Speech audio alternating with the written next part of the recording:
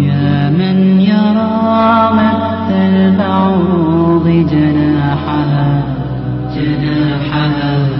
في ظلمة الليل البهيل الأليل. يا من يرى ويرى مناخ عروقها في نحرها والمخ من تلك العظام النحل. يا من يرى مد البعوض جناحها في ظلمة الليل البهيم الأليل.